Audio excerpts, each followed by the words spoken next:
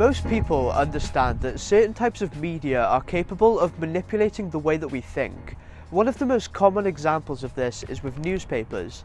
The way that different brands are able to report on real-world events in vastly different ways due to things like political differences. However, this concept doesn't just apply to newspapers. TV and film has one of the biggest influences on who we are, and yet it's like people don't even notice. There's even a large demographic of people who, when they see something on TV or in a film, they can't help but obsess over it until it becomes their entire identity. It's the kind of thing that would be more of an issue for some compared to others, but what happens when you let the media you consume affect your life in a negative way?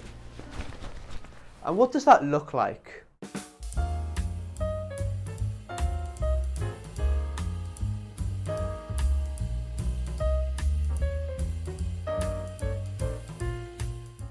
In order to answer this question, I've come to Cardiff to meet with Callum, a seemingly normal guy for the majority of his life until he watched the movie American Psycho. Released in the year 2000, American Psycho is set in 1987, following the character of Patrick Bateman, and has become kind of a cult classic in recent years with the popularity of an online community that will make ironic posts about how much they can relate to this mentally ill character. However, it's not always ironic. So Callum, what was it that interested you so much in American Psycho? I would say it introduced me into a new way of looking at the world. I started to empathise with the character in a way which I didn't think would happen. How did you feel after watching it so often? At first, I just enjoyed it in a normal way. It's a good film. But the more I watched it, those ideas just slowly made more and more sense until I was convinced. It cheered me up for the wrong reasons.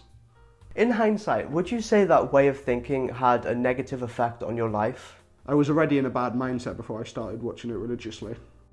But after a while, I would say it made me feel the most miserable I've ever felt. I slowly started to hate everyone around me, whilst at the same time I hated myself.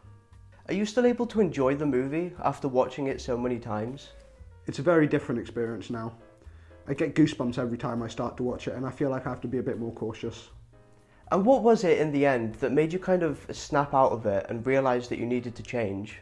Luckily I had friends around me at the time who noticed this behaviour and would point out to me how unhealthy the mindset was, until I was eventually able to notice it for myself.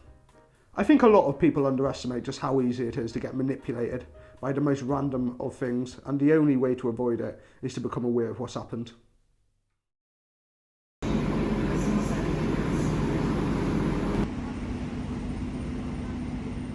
In order to find out more about Callum's behaviour, we went to Aberystwyth to speak with a psychology professional and longtime friend of Callum's. For personal reasons, they asked that their identity remained anonymous, which we happily agreed to.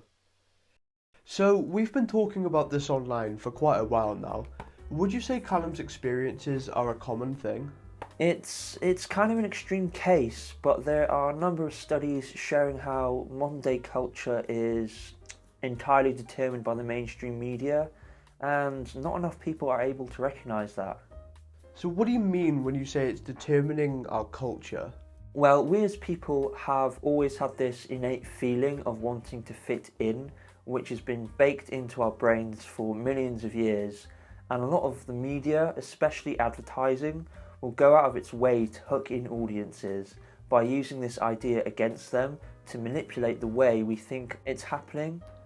Why is that a negative thing?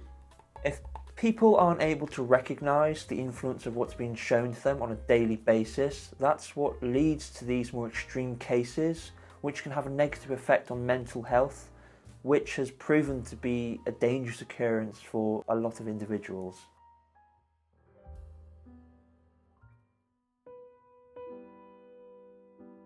So what can be done about this? Callum may have been able to get over this feeling, but many people aren't. So should we be adding restrictions to film and TV in order to make it less influential? Of course not. Restricting media would mean restricting creativity, which is never a good thing.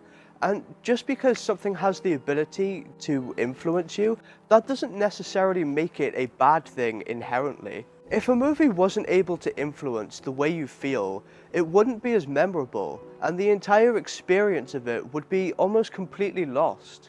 After all the time that I've spent researching this, I think it's pretty obvious that anything has the ability to influence us if we let it. But if people were just a bit more self-aware about the issue, there wouldn't even be an issue to worry about, because a lot of the time these things stem from more of a misunderstanding of the creator's original intent. Nobody wants you to end up in a situation like Callum.